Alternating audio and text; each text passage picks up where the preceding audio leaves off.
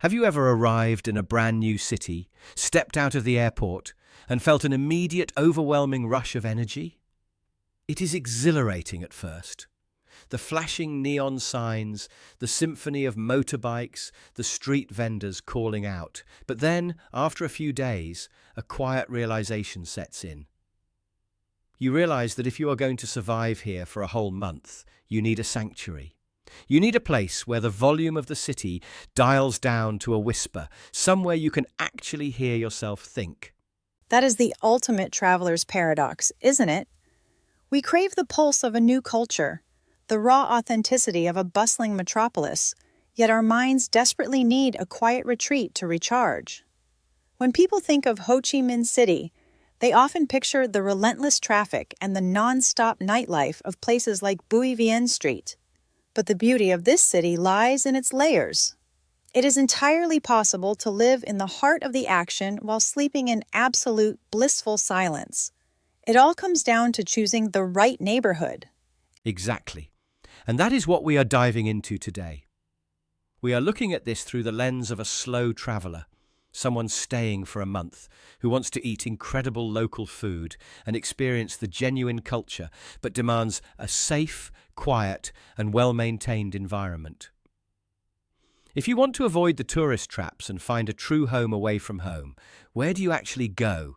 You have to look past the glitzy downtown hotels and look at how the city is historically and geographically laid out. If we want that perfect balance of heritage, quiet, and proximity, we have to start with a classic. There's an old saying in Vietnam, eat in District 5, but live in District 3. There's a profound reason for that. I love that saying because it captures the soul of District 3 perfectly. It is right next to the absolute center of the city, yet it feels worlds apart. When you walk down those streets, you notice the massive leafy green canopies overhead. It feels almost intellectual, doesn't it? It really does. District 3 is characterized by these beautiful, towering heritage trees and old French colonial villas. Because many embassies and government offices are located here, the streets are exceptionally well-maintained and highly secure. But the real magic of District 3 is its architectural layout. The main avenues are wide and busy, but they are flanked by an intricate network of residential alleys, or what locals call hems. The moment you turn off a main road into one of these residential alleys, the city's roar just vanishes. It is like an acoustic barrier built into the urban design. That hem culture is fascinating. It acts like a natural sound buffer. You can be just 50 meters away from a major thoroughfare, yet all you hear in the alley is the faint clinking of coffee glasses and neighbors chatting. And speaking of coffee, the local scene in those alleys is incredibly rich. It is unmatched. You have these multi-generational noodle shops and hidden cafes tucked away in courtyards that have been there for decades. You get to experience the slow, rhythmic pace of Saigon mornings. You see the elderly residents doing their morning exercises, the smell of fresh broth wafting through the air, and you are only a 10-minute ride from the absolute center of District 1. It offers this nostalgic, romantic charm that makes you feel like you are living inside a storybook, rather than a chaotic modern city. But what if someone wants something a bit more contemporary, perhaps a little less colonial, and a bit more raw and local, without sacrificing that peace? I often think about Phu Nhuan district as the unsung hero of the city. Phu Nhuan is absolutely the hidden gem for food lovers who want an authentic slice of daily life. Geographically, it is the true center of the city, connecting the airport, the downtown core, and the eastern districts. But because it historically developed as a residential haven, it has a completely different energy. It is not built for tourists, which is its greatest strength. Right. There are no souvenir shops or tour buses blocking the streets. If you look at the area around Phan Giech Long Street, it is famous as a massive culinary hub.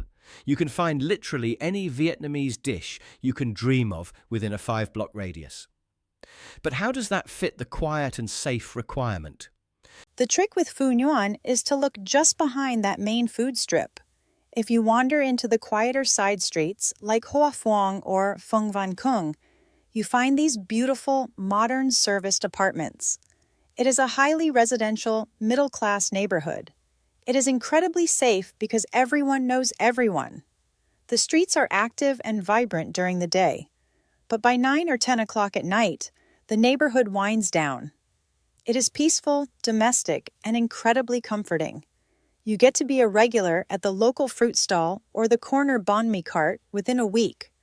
That sense of belonging is so important when you are staying for a month. In Phu Nhuan, you are not just an observer, you are woven into the fabric of the neighborhood. But let's pivot to a third option, which represents a completely different lifestyle choice. I am talking about Thao Dien in District 2. Now, some seasoned travellers might roll their eyes and say Thao Dien is too westernized, too much of an expat bubble. But is that entirely fair? It is a fair critique if you are looking for raw, untouched local heritage.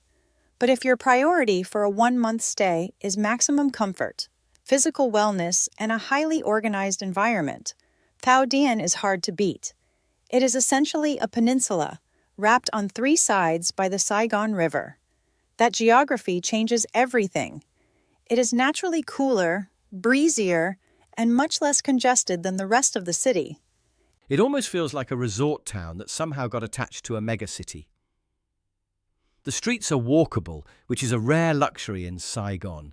You have paved sidewalks, tree-lined lanes, and an incredible array of organic grocery stores, craft breweries, artisan bakeries, and yoga studios. Exactly.